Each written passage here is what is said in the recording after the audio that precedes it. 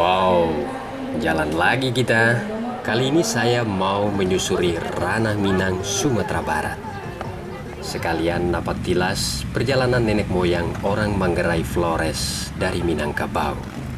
Salah satu tempat bersejarah yang wajib dikunjungi adalah Bukit Tinggi. Kota ini pernah menjadi ibu kota pemerintah darurat Republik Indonesia di bawah pimpinan Safrudin Prawira Negara pada 22 Desember 1948 sampai dengan 13 Juli 1949 karena Presiden Soekarno dan Wakil Presiden Muhammad Hatta ditangkap Belanda setelah Belanda merebut Jogja. Salah satu jejak sejarah yang menandakan pentingnya kota Bukit Tinggi ini adalah jam gadang.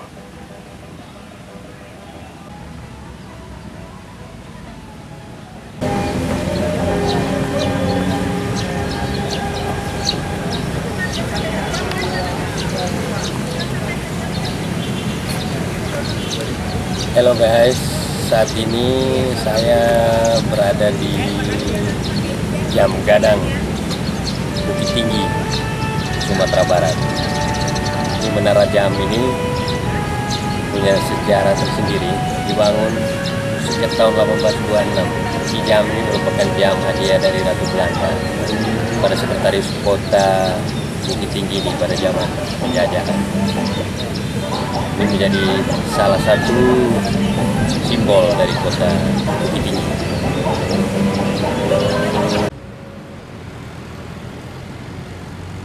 Setelah ke jam gadang, jangan lupa mampir ke Taman Monumen Proklamator Bung Hatta yang terletak berdampingan dengan jam gadang.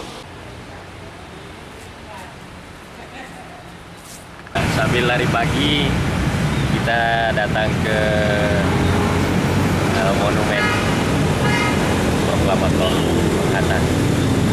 Bung Hatta ini lahir di Bukit Tinggi dan ini monumennya mengenang jasa beliau sebagai proklamator kemerdekaan Republik Indonesia.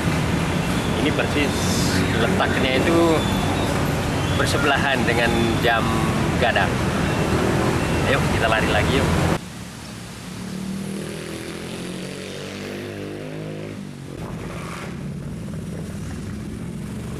Selain jam gadang, jejak sejarah kota Bukit Tinggi bisa dilihat di Fort de Kock, benteng pertahanan Belanda yang kini nyambung dengan kebun binatang Bukit Tinggi.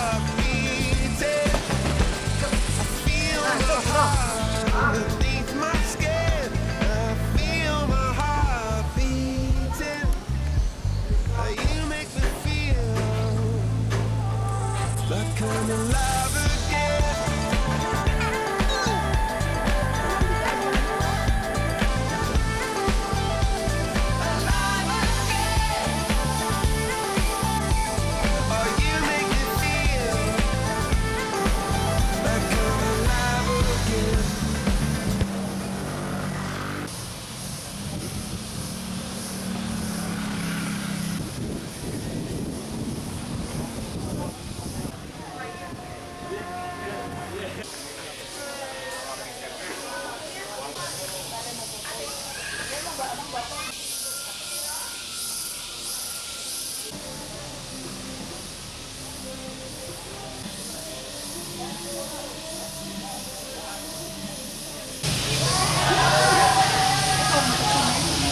satu tempat menarik untuk foto-foto di Bukit Tinggi ini adalah di Ngarai Sianok, di Batu.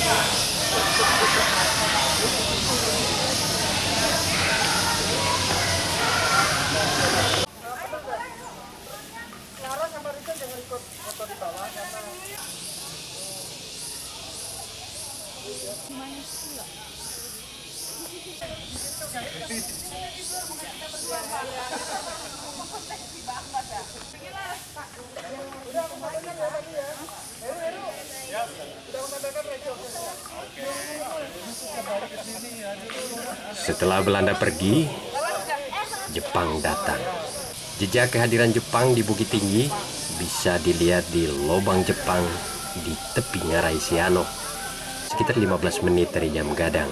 Lobang sedalam 49 meter ini dibuat tahun 1942 atas instruksi Letjen Moritake Tanabe, Panglima Divisi ke-25 Angkatan Darat Bala Tentara Jepang. Orang tua kita yang tidak sanggup bekerja dibawa ke dapur, dikira sampai di dapur dikasih makan. Mereka disiksa, dibunuh, mayatnya dibuang di pojokan dapur. Dapur ini cuma dapur tipu biasa saja. Dan lubang Jepang dilengkapi ada 7 ventilasi udara, Bapak Ibu. Jadi udara dalam itu sejuk, dingin, seperti ada AC. Kalau fungsinya oleh Jepang, yang 2 ini tempat mereka bunuh diri atau harakiri. Seandainya Jepang mau ditangkap musuh, Jepang lebih baik melarikan diri melalui 2 pintu ini, sampai ujung pintu mereka terjun ke jurang sedalam 45 meter. Jurang yang kita lihat di atas tadi. Yang ini pintu penyergapan, di bawah ini 4 meter jalan raya. Kalau ada penduduk Bukit Tinggi jalan di bawah, kelihatan sama Jepang di atas, ditangkap. Dimasukkan di ruang sidang, dikorek informasi, setelah itu dibunuh, dilarang kerja atau dilepas. Karena yang bekerja sini bukan orang Padang. Mereka dari Jawa, Sulawesi, Kalimantan. Maksudnya untuk tutup rahasia. Dan ini pintu utama, awal penggalian lubang Jepang mulai dari sini ya, bukan tempat kita turun tangga. Ini dulu kecil, sebesar badan. Diperbesar tahun 84, diresmikan 86 sebagai pintu objek wisata. Dan nomor 11 ini bisa tembus ke Hotel Rocky. Kemudian yang menggali ini bukan orang Bukit Tinggi, tapi orang yang dibawa juga dari daerah Pulau Jawa, kemudian Sulawesi dan Kalimantan. Nanti akan kita lihat ini satu persatu, ya, menjelang ini kita keliling. Nah, kemudian di sebelah kanan kita ini akan kita lihat. Kemudian di antara yang 6 ini juga dikatakan asli karena masih tanah seperti yang dahulu. Kalau kita lihat nanti yang lain itu rata-rata udah dikorek ulang di bawah karena mau dibuat mini teater, museum geologi, ruang market gitu. Ini tinggalin satu yang asli oleh pemerintah, ya, supaya pengunjung mengenal juga mana yang original di lubang Jepang ini. Sedangkan yang lainnya itu rata-rata udah dikorek 30 cm ke bawah. Jadi untuk diketahui, sama sekali penambahan besi, ya, semen, batu itu nggak ori lagi. Dulu yang aslinya di lubang Jepang, dimanapun titik tanah semuanya. Lubang ini cukup dalam, 49 meter, dan mampu menahan letusan bom seberat 500 kg.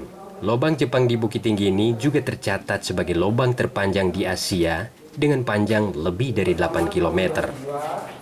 Beberapa lubang tembus ke Ngarai Sianok, Jam Gadang, yang terletak di samping Istana Bung Hatta, dan Benteng Fort de Kock yang masuk di wilayah kebun binatang Bukit Tinggi. Di dalamnya ada 21 lorong kecil yang fungsinya bermacam-macam. Mulai dari ruang amunisi, ruang penyergapan, serta penjara dan ruang dapur yang konon dipakai untuk memotong-motong tahanan yang sudah tewas. Kabarnya dia kaki kasih rantai, tangan yang dilepas ini gitu. Jadi tangkulah ini. Kalau dia kurang tenaga kerja, datang yang baru. Nah, ini caranya. Jadi dikarenakan para pekerja itu orang dari luar, kita pemilihannya nggak tahu. Yang kedua, bapak itu total orang yang bekerja di sini. Mendapat saya matahari dan makanan, orang ini banyak menderita sakit. Ya, bukan kasih vaksin apa tidak, dia bekerja siang malam. Mereka diberi makan dalam ruangan ini satu, dan sebelah kiri saya satu. Awal abang masuk panorama tadi, di atas kan ada 2 patung Jepang. Itu yang bernama Jenderal Watanabe, yang satu Seiko Saikikan Kaka. Nah, dua jenderal tadi kemana perginya itu sampai sekarang masih misteri. Kalau dia sudah mati di mana kuburnya, kalau masih hidup di mana tinggal.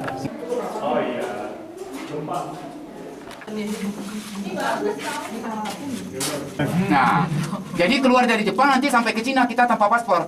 Datang Kota Bukit Tinggi bisa lihat dua negara, Jepang sama Cina. Ayo kita balik lagi. Oh enggak naik tangga, ini cuma saja naik tangga ya. Kita daftar aja nanti keluarnya langsung mobil dan nunggu di bawah. Oke, kita langsung. Setelah Bukit Tinggi, jangan lupa mampir ke Istana Basa atau Istana Besar Pagaruyung. Saat ini saya sedang berada di Istana Kerajaan Pagaruyung di Sumatera Barat. Ini salah satu tempat wisata budaya yang paling terkenal di Sumatera Barat. Ini hanya berjarak sekitar 5 km dari kota Batu Sangkar, persisnya di Kecamatan Tanjung Mas, Batu Sangkar, Kabupaten Tanah Datar, Sumatera Barat. Ayo, kita masuk yuk.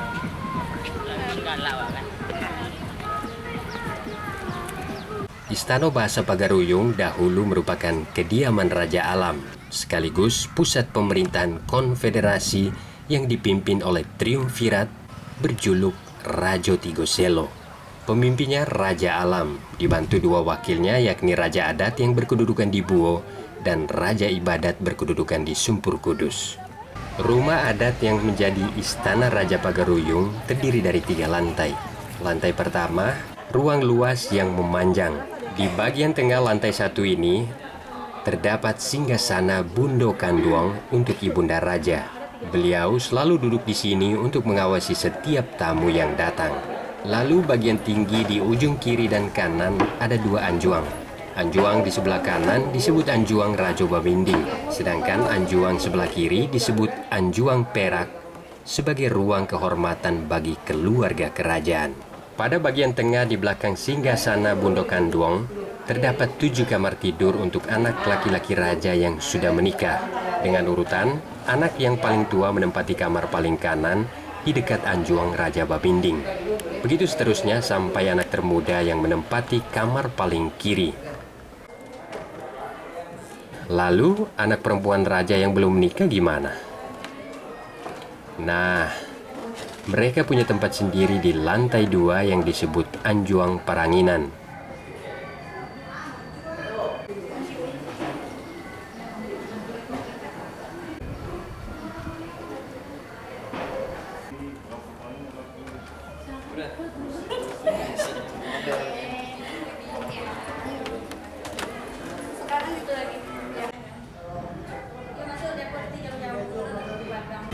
Sedangkan lantai 3 adalah ruang penyimpanan harta pusaka raja sekaligus tempat rapat khusus Rajo Tigo Selo. Rajo Tigo Selo adalah institusi tertinggi dalam hierarki kerajaan Pagaruyung.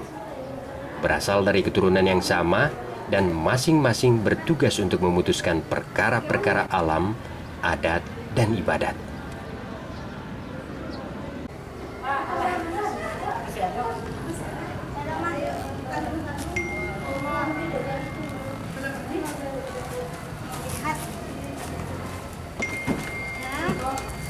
Kita berada di lantai 3. Oke. Istana Raja Pagaruyung yang ada sekarang adalah replika dari yang asli yang terletak di Bukit Patah yang dibakar habis oleh kaum Padri yang kala itu memerangi para bangsawan dan kaum adat.